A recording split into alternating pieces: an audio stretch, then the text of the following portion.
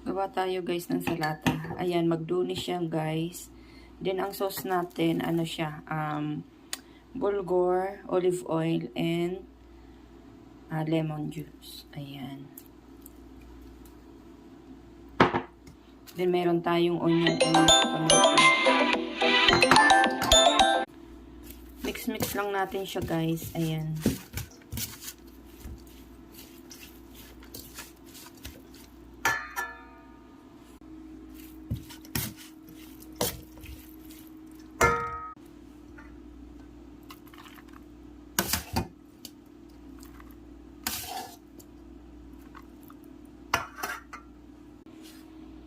Yan na siya guys.